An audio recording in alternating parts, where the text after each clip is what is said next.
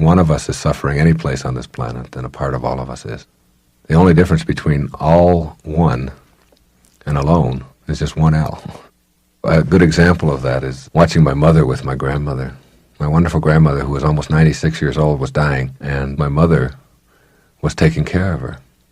And she would go in there with a banana, and she would pull the peel down, and she would mush the banana up in her hands or in her mouth like a mother does to her baby, and she would feed it to her mother, and she would cradle her in her arms. And she would take her underwear, which when you get very old and you're getting close to the end of your life, you kind of forget about your hygiene habits. She was always extremely clean, but toward the end of her life, she just lost interest in that. And my mother would take her clothes, her soiled clothes and underwear, and wash them and help her put them back on again. And she would hold her in her arms and put food into her mouth and massage her neck to make the food go down. And I looked at her, and my mother was 68, I believe, at the time, and my grandmother was 95. And I looked at them and said, who is mother and who is child? Which one is which? And wasn't it just an instant ago in time, if there is such a thing, wasn't it just that much time ago that it was reversed? That the one who is now the baby was the mother holding the other one and putting bananas into her mouth and cleaning her underwear and changing her diapers and all of that. And it really brought home the essence of we are all one. And time is just sort of our way of defining what happens in sequence in life. But it doesn't have any meaning. I mean, there's really no time in the world. There's only just the world the way it is. And each of us must accept that if any one of us have any suffering going on, then all of us are a part of that. And that's our responsibility. See, you can't get this transformation that I'm talking about in 1 year or 10 years. The wonderful Chinese proverb said that if you want to think a year ahead, sow a seed. If you want to think 10 years ahead, plant a tree. And if you think 100 years ahead or more, educate the people. Once we educate the people and raise a few generations of people who won't be soldiers and who won't kill and who do love and who do see all of us as one and who understand that a person in Japan who is unemployed as an auto worker is just as much of a human problem as a person in Detroit, even though our proximity dictates that we are more compassionate toward the person in Detroit. That's just because we can't think globally. We're only thinking locally. And that it's still any human being who is unemployed is a problem for all of us. And any child who is starving because they're in Africa, a continent and an ocean away, doesn't mean it any less affects all of us. A lot of people operate under the assumption that I give my love to people who deserve it, and that's a mistake, isn't it? Everyone deserves it. Everyone. Gandhi said, hate the sin, love the sinner. And that's a very important line, very important philosophical approach to life. Hate the sin, love the sinner. The things that people do are things that we can help them to correct and to change and within ourselves and other people and so on. And we can teach them and help them to grow to not be destructive. But everybody deserves our love. And until we start thinking that way, we're going to always have dichotomies. We're going to always have you versus me, us versus them. And as long as there's that usness and me-ness and you-ness, there will never be a all of us together. See, what we need to do is all go up in a spaceship and look down at the earth and see this fragile little planet that we live on, and that we are all one on this planet, and that we must all recognize that instead of looking for all the things that separate us, instead of building more weapons to destroy us, we must begin looking for ways that we can all get along. And as hokey as it sounds, if we don't do it, we won't survive it as a species, or it'll be left to generations, billions of years from now, who can evolve past the Holocaust that we'll create, to learn the essential messages of all great religious leaders, all great spiritual people, all great philosophers, that we are love, and that we are the essence of what makes this whole thing work is all within us. And the truth won't be revealed to any of us until we recognize that we're a part of that truth. We're all a part of it, and we're all one. Someone just sent me recently a video that said the Steve Jobs top 10 rules for success, you know. And I went through the whole thing. It was about a 40-minute video, and I just started watching it. It was various times that Steve Jobs had been interviewed, and they went through his various success themes, and I think this story just summarizes about all 10 of them. It's called "Why Do Ducks Quack and Eagles Fly?" Years ago, this is in the Manila paper. Years ago, my friend Harvey McKay told me a wonderful story about a cab driver that proved this point. He was waiting in line for a ride at the airport. When a cab pulled up, the first thing Harvey noticed was that the taxi was polished to a bright shine. Smartly dressed in a white shirt and black tie and freshly pressed black slacks, the cab driver jumped out and rounded the car to open the back passenger door for me. He handed my friend a laminated card and said, "I'm Wally. I'm your driver.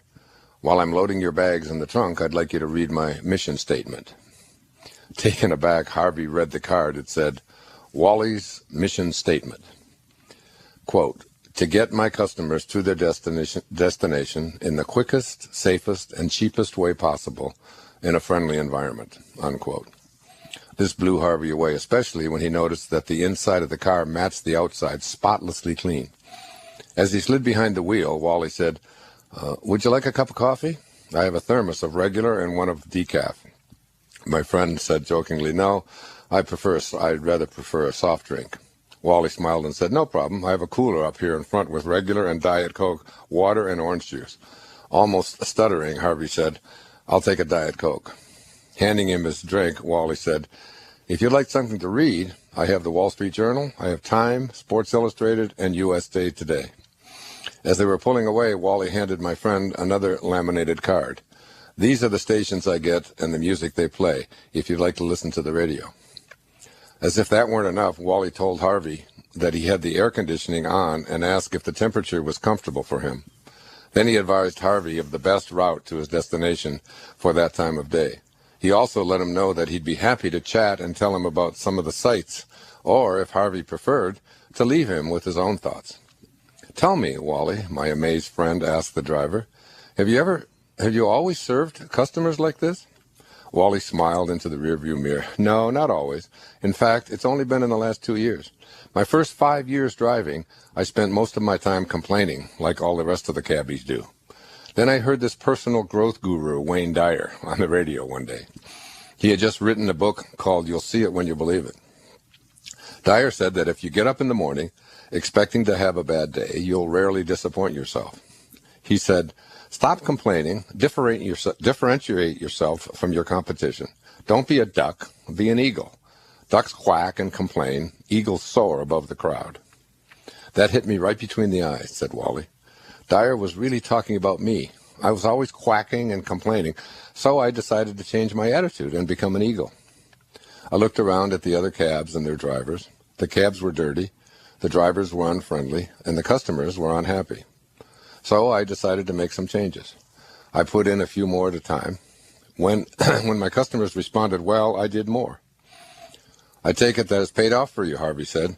"It sure has," Wally replied. "My first year as an eagle, I doubled my income from the previous year.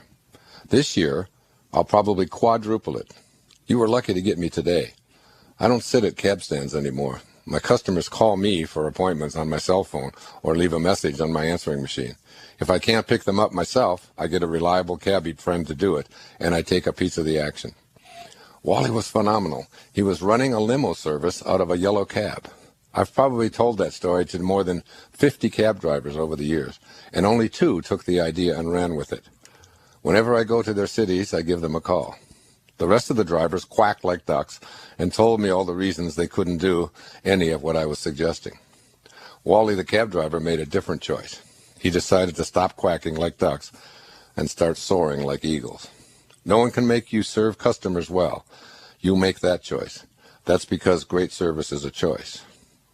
And at the end of this story says, "I hope that this story will serve as a motivation not only for our advocates, but also for people to look at things differently and make a choice to succeed in spite of everyday problems in life." Isn't that a great story? I love that. I'd like to give that to a couple of waiters I've had recently Yes. that weren't very happy to be where they were. Well, it's applicable to virtually everything. You don't even have to be out there working. It's applicable to how you run your family and how you run your home and how you go shopping. Virtually anything that you do, and including how you keep your own car and your own home and everything else. It's like if you change the way you look at it, and what he did is he heard this. I used to give this talk called Ducks and Eagles. This goes back many, many years. And I would talk about how eagles soar above the crowd and all of that, and ducks kind of just quack around and lay on always on the ground, and they're always stepping in their own duck shit and things like that. and eagles just had to soar above all of that, and learning how to be, how to change your attitude towards virtually everything that you do. The manner of how and when it is desired shows up is something that you must not try to control. Manifesting is not about making demands of God in the universe. Manifesting is a cooperative venture in which your intention is aligned with divine intelligence. That intelligence is in all things and in you simultaneously. Demanding that God send your desire according to your timetable and design reinforces the incorrect idea of God as a separate energy. There's a power of infinite patience. This provocative line is from A Course in Miracles. Those who are certain of the outcome can afford to wait, and without anxiety. The notions of certainty and patience go together. When you trust and know that you are connected to that universal all-providing intelligence, then you simply place no time constraints on your manifestation. Your knowing and your infinite patience put you at ease. Your inner sense is that what you want to manifest is already here, and your inner attention is on the feeling of well-being that you are already blessed with what you seek. The inner bliss is a function of the power of your infinite patience. When you are certain about the outcome and unconcerned with the how and when, you have cultivated the power of infinite patience, and simultaneously you have detached yourself from the outcome. When this detachment takes place, you are able to go about your daily business of raising your children, doing your work or training, meditating and communing with God, and just patiently observing. Infinite patience is a sign of trust, and it calls upon infinite love to produce results in your life. When you let go of impatience, you are aligned with the God force, and the anxiety that tells you what is lacking and missing in your life is gone. You will know that God has been patient with you no matter how long it took you to come around, regardless of how far you may have wandered, and no matter how much you may have refused to listen. Infinite patience produces almost immediate results in your life. You become free when you relax your insistence to have it now.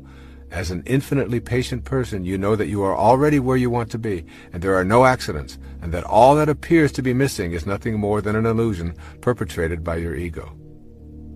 With this awareness, impatience leaves, and you stop looking for results of your manifesting meditation. Your patience allows you to remain in silent appreciation of all that is manifested in your life. This practice of patient detachment from outcome is a foreign concept to us. We have been taught that goals, success symbols, and the accumulation of merit badges are the ways to feel important.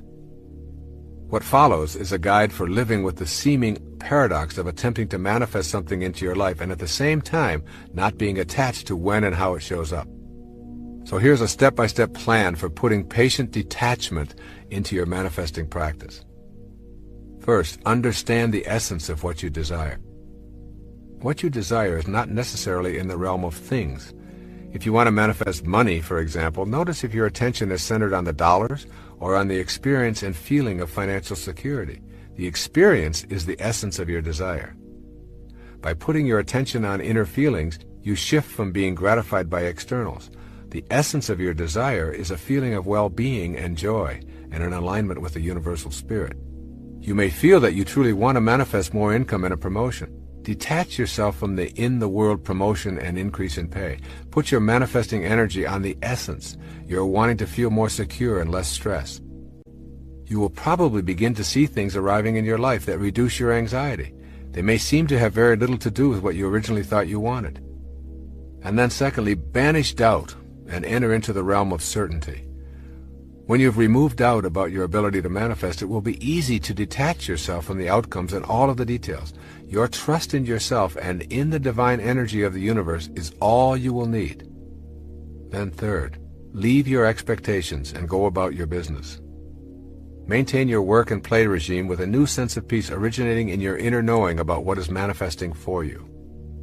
Remain completely detached from the inclination to measure and calculate what is and is not showing up for you.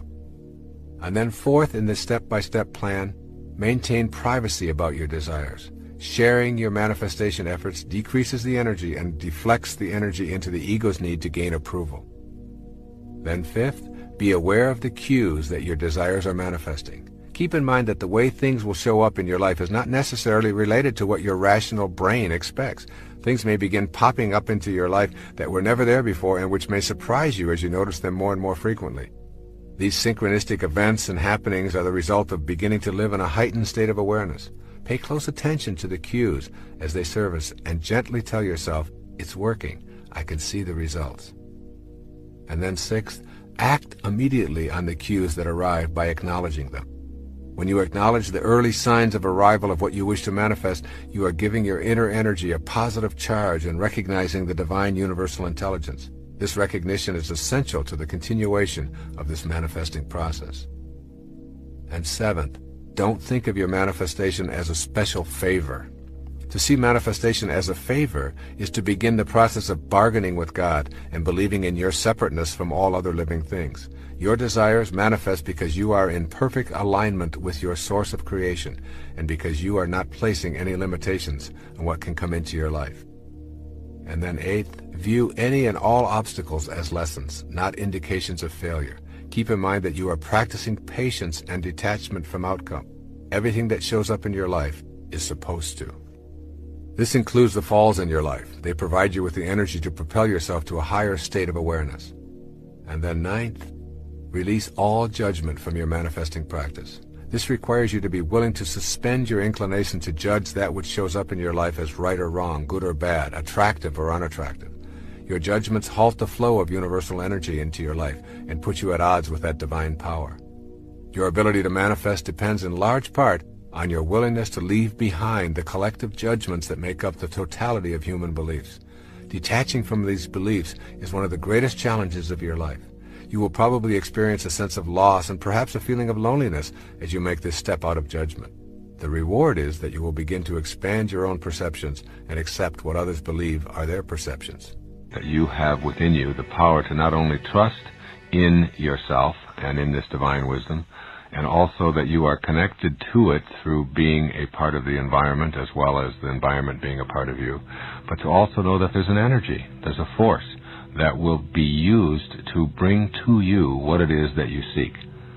So some of the things that you can do to access this force and to begin to have things show up in your life through this energy is when you first wake up in the morning, ask yourself, how did the conditions of my life that I would like to change first come about? How can I facilitate making conscious contact with my unlimited, invisible source of energy? In other words, stop just seeing yourself as someone that is separate from all of the things that have happened in your life and recognize that there is something that you have been doing to manifest everything that's in your life already. It didn't just happen. Somehow, in some perhaps mysterious way, all that has showed up in your life showed up because of your own inner world and how you connected to it. So just look around and ask yourself, how did this spouse show up? How about these children? How about this furniture that I have? How about this job that I'm in?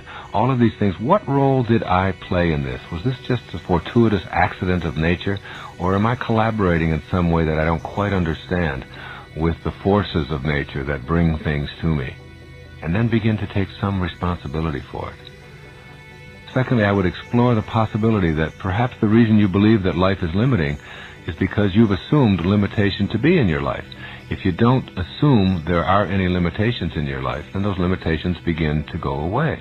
And all of the limitations that you experience and see in your world are really that which is in the physical world. There are only limits in the physical plane, in the right-hand side of the room, as I put it.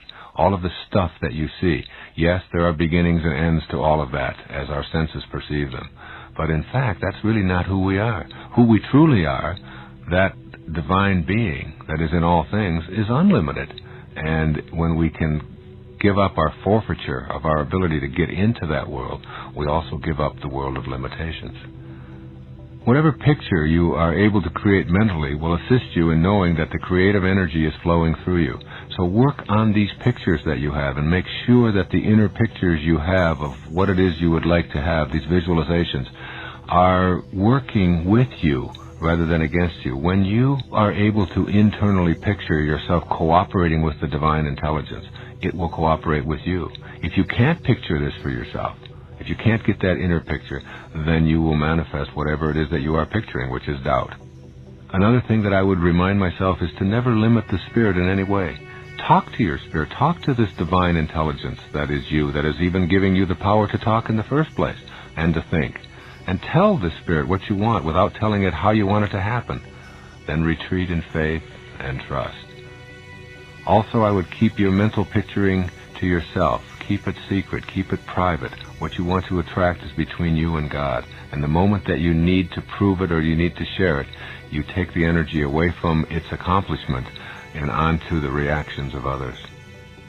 Another thing to do here is to examine all of the supposed lacks and scarcities in your life. Then remind yourself, I created all of this with my thoughts and my conditioning and my beliefs and my actions of my past.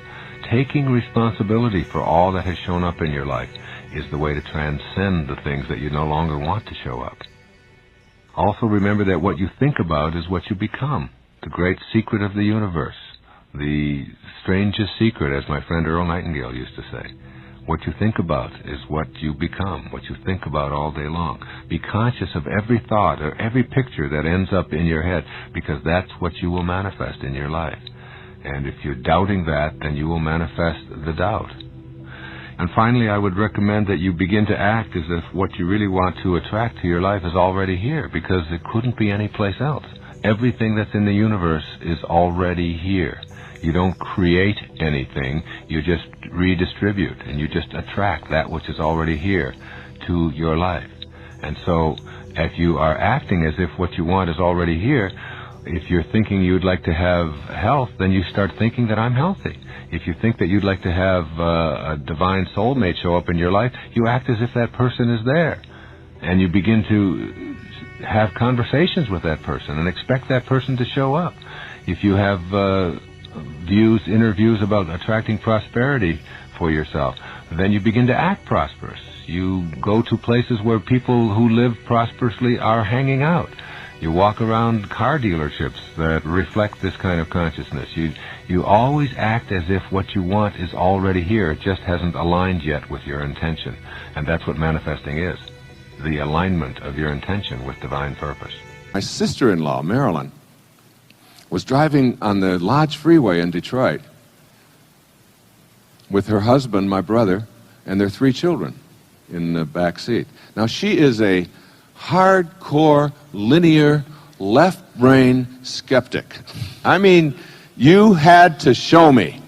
Otherwise, it doesn't exist for her. Medicine was her model. Anything that has to do with the mind, very skeptical. This car jumped the guardrail on the other side, on the southbound lane, and landed right in her face at 60 miles an hour. She saw the wheels coming and land right there. Every bone in her face was broken. Her kidneys were punctured. She had internal bleeding and was in intensive care for 13 weeks. They took her into the hospital unconscious. And no one thought that she was going to survive the night. She was really in bad shape. And they performed surgery on her for 14 hours. And there was a team of surgeons, 6 of them. And they were talking during the surgery. As you can imagine, for 14 hours you would be talking. My sister-in-law reported to me in 1971, when I was 31 years old, and just sort of starting on this path, that she watched the entire surgery. She said, Wayne, you're the only person, you're the only weird one in the family. All right? And you're weird enough to believe this, you know. So anyway, Marilyn said to me, Wayne, she said, what happened is that I left my body. And she said, I went up to the corner of the room. I was surrounded by this light, and I was in the presence of God. It was like a consciousness. It was like I can't describe it because it doesn't have boundaries. It didn't have form, but it was a magnificent light. And I was there, and there was this tunnel. And I could have gone through this tunnel, and I had the choice, and it was so peaceful, and it felt so good. It was the most blissful I've ever been in my life. And she said, and I watched the surgeons performing on me, and I watched them working on my body, knowing that that wasn't me. When she came out of it after 14 hours of surgery, there were two of the surgeons, they were voting on whether they should continue this or not, or whether they should just pull the plug. She had very little heartbeat at all, and she was so badly punctured internally, and her bleeding was so bad, and there was infection and so on, that they just didn't think she would, and if she did survive, they thought it was... So two of them were saying, let's just give up on this, and go on to other people. The four doctors prevailed, who said that we really believe that we can save this person. And Marilyn then made it. She had three little children, my two nephews and one niece were in the backseat. They were just little children at the time, 2, 4, and 5. And Marilyn decided that she could re-enter, even though it was painful and didn't want to do it. She was it's like given the choice. And she went back.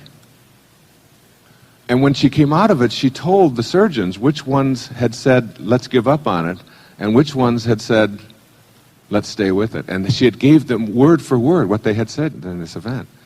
And she said it was at that time that I became really, truly aware. And she said since then, she has gotten to meet some of what they call NDEers, near-death experiences. And that everybody who has this near-death experience, Raymond Moody writes about it, has the same thing to report. And that is that when they come back, and they do it reluctantly, they have what we call the big picture. And since then, I mean, you wouldn't believe my sister-in-law. She is the calmest, most loving, easiest going. You can't get to her. You can't get to her. She has an inner candle flame that never flickers, though the worst goes before her. And the worst is my brother. And he goes before her all the time. And he's very linear. He's an insurance, he's a wonderful, loving, beautiful person. All of his stuff is motivated out of caring and concern. He wants to always, but he wants to do so damn much that it becomes like, all right, enough, I got the map, all right, yeah, but do you know which turn to make? Yeah, I know. And it's half an hour of that kind of, and she just sits there and just reads. And when there's a family squabble and people get themselves all upset, she just picks up a book and just excuses herself. And she goes over into the corner, and the kids say, when someone will be around, their friends, they say, what's with your mom? And they all say, oh, she's got the big picture. It's like having the big picture. And these people, all of them report when they come back from that, they have this like near-death experience.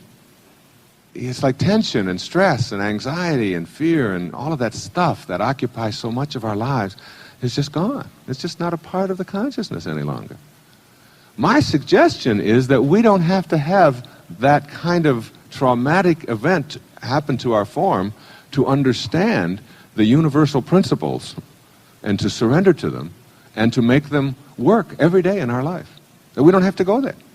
That we can unmuddle all of this metaphysical psychobabble, jargons kind of stuff and begin to live the spiritual life and have the understanding that we are truly spiritual beings having a human experience, and that the quality of that human experience is only available to us through our thoughts, through our mind, through our divine connection.